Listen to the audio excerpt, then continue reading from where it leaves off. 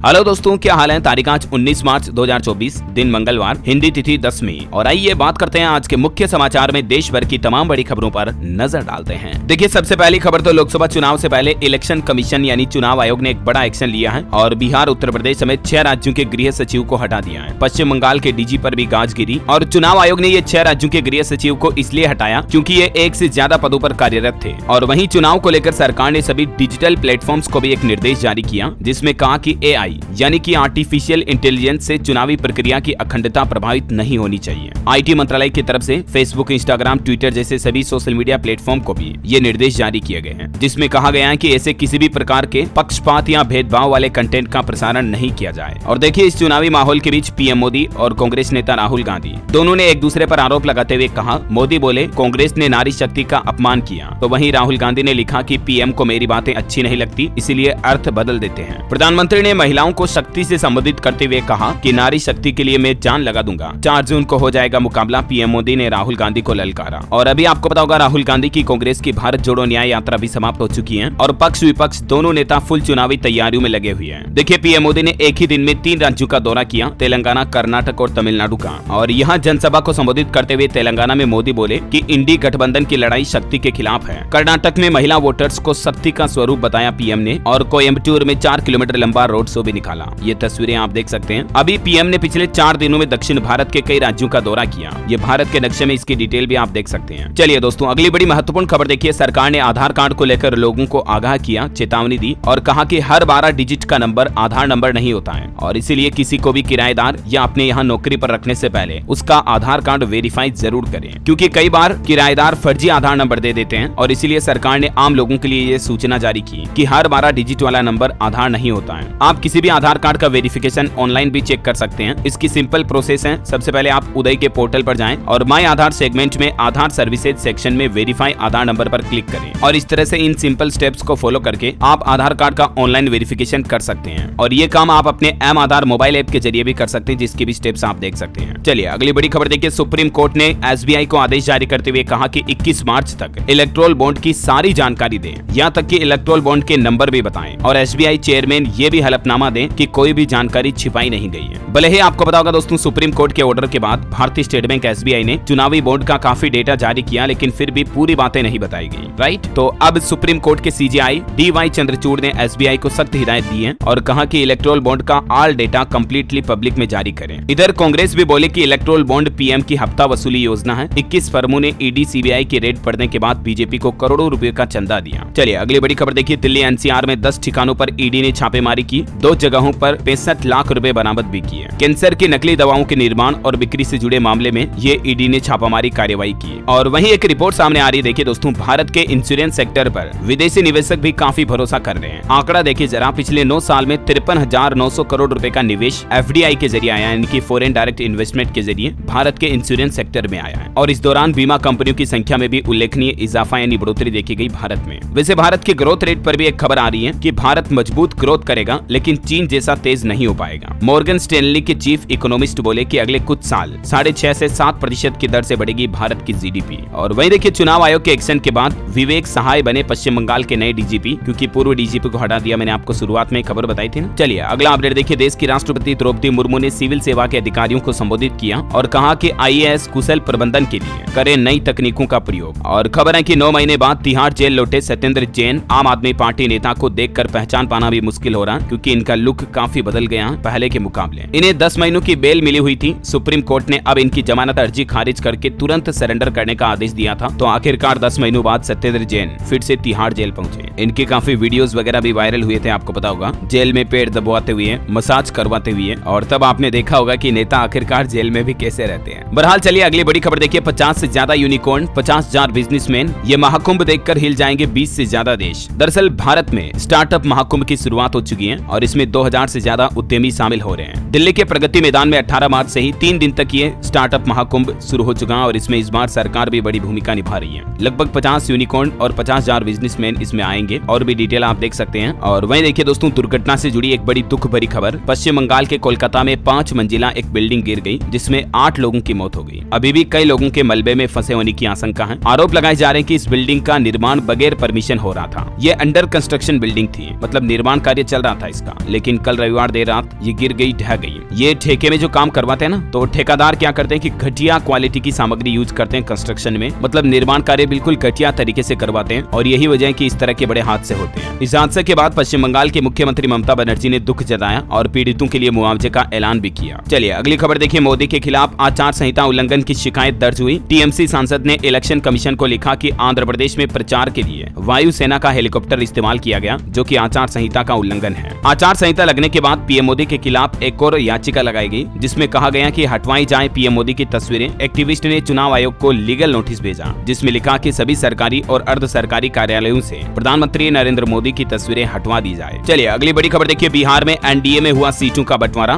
भाजपा 17 और जेडीयू 16 सीटों पर चुनाव लड़ेगी। वहीं लोजपा को 5 तो हम और लोक मोर्चा को एक सीट मिली। बिहार में गठबंधन को लेकर ये सीटों का बंटवारा हुआ। और वहीं देखिए, बिहार के वर्तमान मुख्यमंत्री नीतीश कुमार सरकार ने भी कुछ बड़े फैसले लिए। अब अवर योजना पदाधिकारी को मिलेगा ज्यादा वेतन, भत्ता वगैरह। इसको लेकर अधिसूचना भी जारी हो चुकी है। योजना सहायक का भी वेतनमान स्तर 7 का मिलेगा। और भी डिटेल आप देख सकते हैं इस बारे में। और इसके अलावा बिहार में टीचर प्रमोशन को लेकर भी नीतीश सरकार ने एक बड़ा फैसला लिया। अब इतने साल की सेवा पर शिक्षकों को मिलेगी प्रोन्नति, यानी कि प्रमोशन, क्योंकि बिहार सरकार ने राज्य में राज्य विद्यालय अध्यापक संशोधन नियमावली 2024 लागू करने का आदेश दे दिया है। और ये नया कानून लागू होने के बाद अब बिहार में कम से कम 8 सालों की सेवा अवधि अनिवार्य होगी, तभी टीचर्स का प्रमोशन हो पाएगा। ये मतलब राज्य में नया नियम लागू हो चुका है बिहार में, ठीक है। और इसके अलावा बिहार में स्कूल एडमिशन को लेकर भी एक नया नियम लागू किया गया है। अब इस डॉक्यूमेंट के बिना नहीं होगा स्कूल में प्रवेश एडमिशन। और सरकार का कहना कि ये नए नियम लागू करने के पीछे फर्जी नामांकन पर लगाम लगाने की उम्मीद है। और शिक्षा विभाग के मुताबिक अब स्कूल में नामांकन के दौरान 5 कागजातों में से एक को अनिवार्य कर दिया, मतलब इन 5 डॉक्यूमेंट्स में से एक अनिवार्य होगा, तभी स्कूल में एडमिशन होगा। और एक जन्म प्रमाण पत्र तो अनिवार्य होगा ही होगा। इसके अलावा भी ये 5 और डॉक्यूमेंट्स आप देख सकते हैं, इनमें से कोई एक डॉक्यूमेंट चाहिए होगा, तभी स्कूल में बच्चे का एडमिशन हो पाएगा, जिसमें माता पिता के आधार कार्ड, घोषणा पत्र, जन्म प्रमाण पत्र, अस्पताल पत्र वगैरह वगैरह। चलिए दोस्तों, अंतर्राष्ट्रीय न्यूज पर बड़ी खबर देखिए। व्लादिमीर पुतिन 5वीं बार रूस के राष्ट्रपति बने। 88% वोट मिले इन्हें। और ये नाटो विवाद पर भी बोले कि तीसरे विश्व युद्ध से बस एक कदम दूर हैं। हालांकि पुतिन की इस बड़ी जीत पर हमारे देश के प्रधानमंत्री नरेंद्र मोदी ने भी बधाई दी और कहा कि साथ मिलकर काम करने के लिए तत्पर हैं। लेकिन दोस्तों, पुतिन के दूसरी बार राष्ट्रपति बनने के साथ ही दुनिया भर के देशों की चिंता बढ़ गई है। और इसके पीछे 2 बड़ी वजह है, तीसरा विश्व युद्ध और परमाणु हमला। क्योंकि अभी रूस यूक्रेन के बीच जो जंग चल रही है, ये आगे जाकर 3rd वर्ल्ड वॉर बन सकती है। और इस दौरान रूस परमाणु हमले भी कर सकता है, क्योंकि अभी हाल ही में पश्चिमी देशों को राष्ट्रपति पुतिन ने गंभीर चेतावनी भी दी थी। दावा तो ये भी किया जा रहा कि रूस पर अमेरिकी हमला हुआ तो फिर चीन भी सेना भेजेगा। फ्रांसीसी राष्ट्रपति ने कहा था कि नाटो को यूक्रेन में सैनिक भेजने चाहिए। अभी दुनिया में 2 बड़ी जंग चल रही है। एक तो रूस यूक्रेन की, आपको पता होगा काफी समय से, और अभी हाल ही में शुरू हुई इजराइल हमास की जंग। इसमें भी 5 महीने के बाद भी गाजा में मौतों का सिलसिला थम नहीं रहा। अब तक 31,000 से भी ज्यादा फिलिस्तीनियों की जान जाने की खबर है,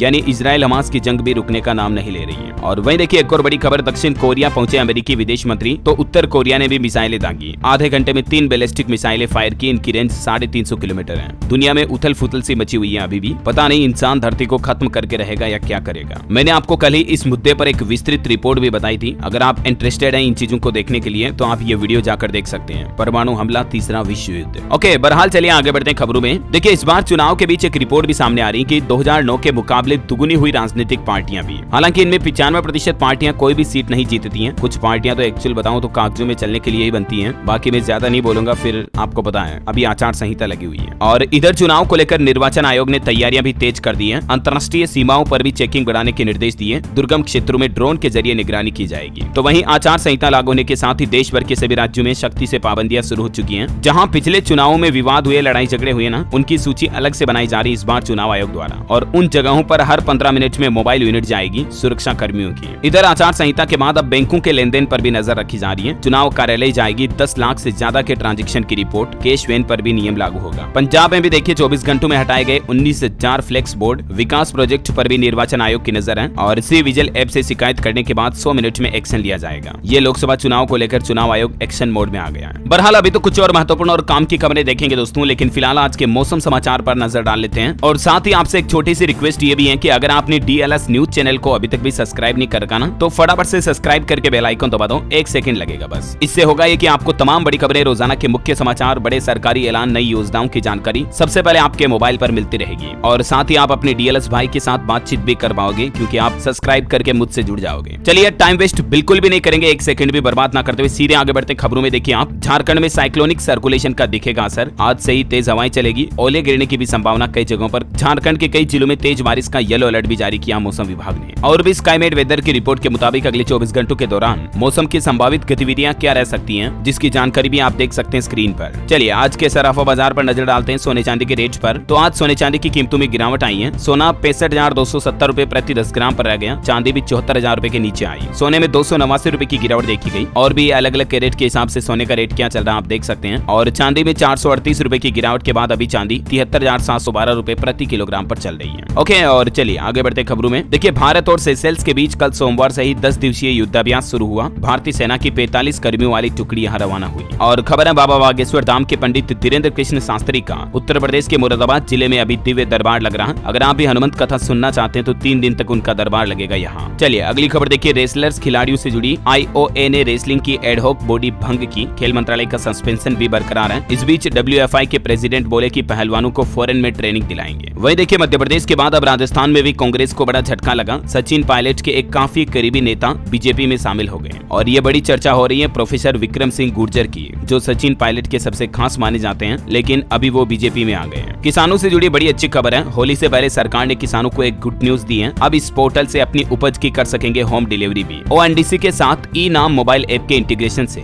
ई-नाम पोर्टल पर किसान भाई लोग रजिस्टर्ड करके खरीदारों के माध्यम से अपनी फसल बेच पाएंगे। केंद्रीय कृषि और किसान कल्याण मंत्री अर्जुन मुंडा ने 2 महत्वपूर्ण मोबाइल ऐप लॉन्च किए हैं किसानों के लिए, जिनमें एक तो eNAM national agricultural market mobile app, जिसे open network for digital commerce ONDC के साथ इंटीग्रेटेड किया गया है, और दूसरा है FPO इंस्पेक्शन मोबाइल ऐप। इसके जरिए भी किसान भाई लोग अपनी फसलों को आसानी से बेच पाएंगे। और इलेक्शन से जुड़ी एक और बड़ी खबर आ रही है। जो नए वोटर्स हैं, मतदाता लिस्ट से जुड़ना चाहते हैं, वो 10 दिन पहले तक भी अपना नाम वोटर लिस्ट में जुड़ा पाएंगे। इस बार डाक मतपत्र की जगह वोटिंग मशीनों का इस्तेमाल कर सकेंगे ड्यूटी में लगे कर्मचारी भी। भारतीय निर्वाचन आयोग ने लोकसभा चुनाव की घोषणा के साथ ही ये कुछ परिवर्तनों की जानकारी भी दी है। चलिए बड़ी खबर आ रही है। इजराइल जाने वाले भारतीय कामगारों के लिए जून तक 10,000 श्रमिकों को बुलाने का ऐलान किया है, यानी कि भारत से और श्रमिक इजराइल जा पाएंगे निर्माण कार्यों के लिए, है ना। और खबर है उत्तराखंड हाईकोर्ट ने सरकार से आउटसोर्स संविदा और दैनिक कार्मिकों का डेटा मांगा। 3 सप्ताह के अंदर अंदर ये डेटा सबमिट करना पड़ेगा उत्तराखंड सरकार को। बड़ी खबर देखिए। इतिहास बनकर रह जाएंगे पेडल रिक्शे। आजादी के पहले से इन रिक्शों का संचालन हो रहा है, लेकिन नए नियम लागू होने के बाद ये रिक्शे अब सड़कों पर नहीं चल पाएंगे। दरअसल उत्तराखंड के नैनीताल में ही ये साइकिल वाले पेडल रिक्शे अब बंद होने जा रहे हैं। वर्तमान जरूरतों के मद्देनजर ई रिक्शा संचालन की मांग की जा रही है और जल्द ही ये नई व्यवस्था लागू की जाएगी। चलिए उत्तर प्रदेश से देखिए दोस्तों एक बड़ी ही शर्मनाक खबर। उत्तर प्रदेश में मुख्यमंत्री सामूहिक विवाह योजना का फायदा लेने के लिए भाई बहन की ही शादी करवा दी। मतलब 2 सगे भाई बहन हैं, उनको ही एक दूसरे के साथ फेरे लगवा दिए और भाई के द्वारा बहन की मांग भी भरवा दी। वो सिर्फ इसलिए कि उत्तर प्रदेश में आपको पता होगा मुख्यमंत्री सामूहिक विवाह योजना में 35,000 रुपए की सहायता राशि मिलती है और कुछ अनुदान वगैरह और मिलते हैं, तो उनका फायदा लेने के लिए देखिए परिवार वालों ने कितना घटिया काम किया। उत्तर प्रदेश के महाराजगंज जिले में इस योजना के नाम पर फर्जीवाड़े का यह मामला सामने आया है। चलिए अगली खबर देखिए। राजधानी दिल्ली में नए आवासीय परिसर के निर्माण कार्य को रोकने के आदेश जारी हुए। खराब क्वालिटी पर 4 अधिकारियों को नोटिस भी भेजा गया। द्वारका सेक्टर 19 स्थित नए आवासीय परिसर में ये निर्माण कार्य को रोकने का आदेश जारी हुआ है। और खबर है पश्चिम बंगाल में चुनाव के मद्देनजर राज्यपाल ने लॉन्च किया लोकसभा पोर्टल। इस पोर्टल के जरिए मतदान से जुड़ी सारी टेंशन आप दूर कर सकते हैं, क्योंकि सारे सवालों का जवाब, समस्याओं का समाधान आपको इस पोर्टल पर मिल जाएगा। और खबर आ रही कि सफल समुद्री अभियान के अमेरिकी रक्षा मंत्री ने भारतीय नौसेना की तारीफ की। रक्षा मंत्री राजनाथ सिंह से फोन पर भी बातचीत की। हाल ही में आपको पता होगा भारतीय नौसेना ने अरब सागर में अभियान चलाकर 17 बंधकों को छुड़ाया था, तो उसी उपलब्धि पर अमेरिकी रक्षा मंत्री ने भारतीय नौसेना की तारीफ की और रक्षा मंत्री राजनाथ सिंह से फोन पर बातचीत भी हुई। चलिए खबर आ रही है बहुत जल्द लॉन्च होगा भारत का सबसे सस्ता इलेक्ट्रिक स्कूटर। इसकी कीमत मात्र 36,900 रुपए होगी और कंपनी 1,000 करोड़ का निवेश भी करने जा रही है। नेक्स्ट जेन कंपनी का यह कहना है कि आगामी 15 अप्रैल को ये भारत का चीपेस्ट इलेक्ट्रिक स्कूटर लॉन्च करेगी ये कंपनी। और ये कंपनी का प्लान है जम्मू कश्मीर में इलेक्ट्रिक व्हीकल के मैन्युफैक्चरिंग प्लांट को स्थापित करना। इसके लिए 1,000 करोड़ का निवेश भी किया जाएगा। आपको जीवन में सावधान करने वाली एक और खबर बताता हूँ। देखिए आपकी बेटी को किडनैप कर लिया, तुरंत 3 लाख रुपए ट्रांसफर करो। वॉइस क्लोनिंग का एक और ये फ्रॉड का मामला सामने आया। एक व्यापारी को उसके घर पर अनजान नंबर से कॉल आती है कि आपकी बेटी किडनैप हो गई है। यहाँ तक कि फोन पर उनकी बेटी की रोती हुई आवाज भी सुनते हैं परिवार वाले, क्योंकि वो सामने वाले फ्रॉडस्टर्स जो हैं वो सुनाते हैं आवाज। AI के जरिए उनकी बेटी की आवाज बदली हुई थी और परिवार वालों ने 50,000 रुपए ट्रांसफर भी कर दिए। फिर पता चला बेटी को फोन किया तो वो तो हॉस्टल में पढ़ाई कर रही है, किडनैप हुई नहीं है। तो इस तरह से आजकल आवाज बदलकर काफी ज्यादा फ्रॉड किए जाते हैं। मैं आपको कई बार ऐसी खबरें बताता भी रहता हूँ, राइट। हाल ही में एक ऐसा मामला सामने आया था जिसमें तो एक व्यापारी से 12,70,000 रुपए की ठगी कर ली गई। फिर पता चला बेटा तो सुरक्षित है, ये एक वॉइस क्लोनिंग फ्रॉड था। तो इस तरह से AI वॉइस क्लोनिंग स्कैम से आप कैसे बच सकते हैं। इसके ये कुछ टिप भी मैं आपको शेयर कर रहा हूँ, जरूर ध्यान रखें आप, है ना।